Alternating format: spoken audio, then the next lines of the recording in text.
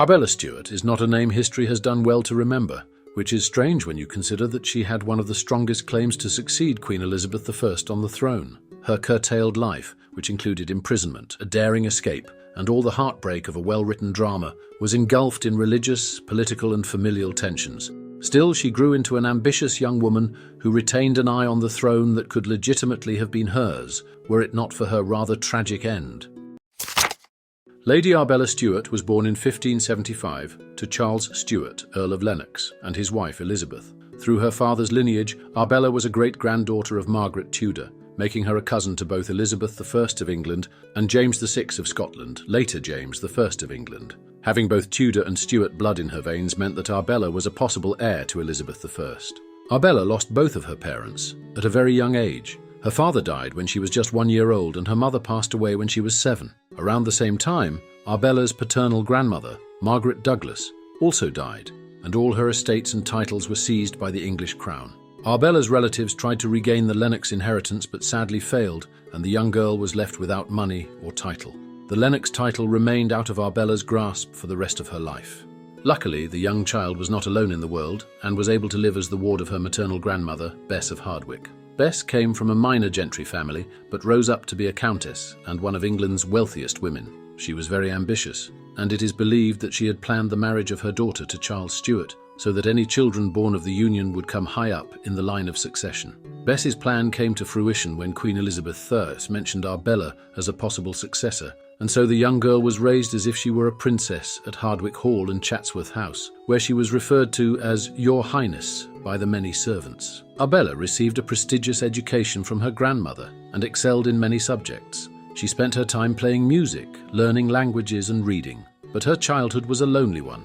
There were no other children around to play with. She was often alone or with her tutors. One of Arbella's few companions was her Aunt Mary, Queen of Scots, who was imprisoned under the watch of Bess's husband at the time. The young Arbella was a very desirable bride and had many possible suitors. Her grandmother firstly arranged a marriage for her with the son of Robert Dudley, but the boy tragically died in infancy. Possible pairings with the son of the Duke of Parma or King James VI of Scotland also fell through. Many matches were discussed, but it was evident that Elizabeth I and later James I did not wish for Arbella to be married. Any children of Arabella's would mean yet more rivals and conspiracies for taking the throne, and neither Elizabeth nor James wanted that. In 1588, Arbella was set free from the confines of her grandmother's home when she moved to court as a lady in waiting for Queen Elizabeth. This happy time was not to last, however, and Arbella was soon banished from court in disgrace after she was seen flirting with the Earl of Essex, a favourite of the Queen.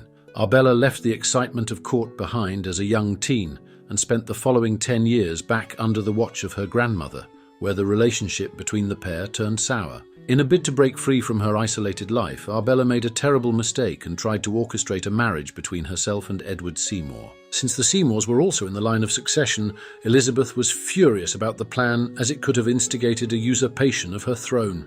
Eventually, Arbella was forgiven, and many believed she was playing up to draw attention to herself and add some excitement to her life. Arbella even went as far as pretending to be involved in a love affair with the married King James. Elizabeth I died in March 1603, and things seemed to be improving for Arbella under the reign of King James I. Arbella managed to stay on the right side of James by reporting a plot to murder him and place her and Thomas Grey on the throne instead. James trusted Arbella after this episode and invited her back to court, where she received an income of her own. In 1605, Arbella was made godmother of Princess Mary and seemed settled into life at her cousin's court. In 1608, Bess of Hardwicke died, and Arbella was herself hit by a bout of smallpox.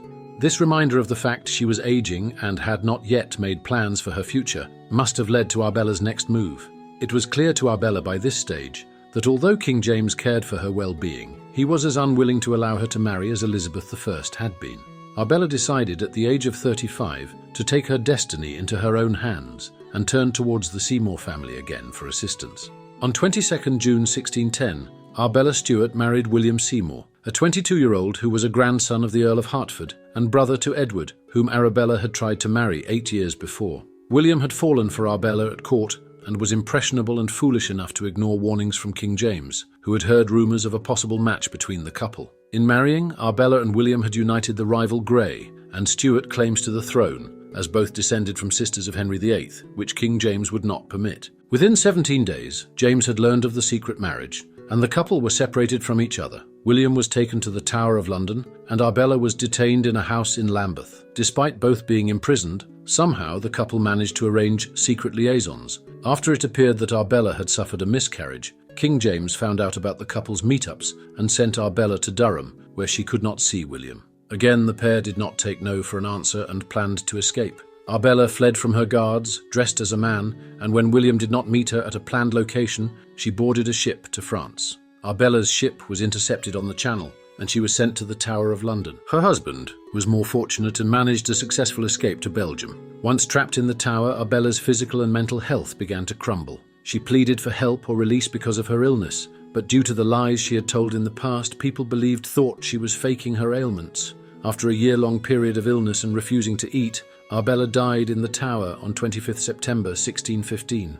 A post-mortem ruled out poisoning, and it became clear that Arbella had starved herself to death slowly. Arbella died without ever seeing her husband again, and without the opportunity to have children or make a life for herself. She lost her life because of Elizabeth I and James I's urge to streamline the line of succession.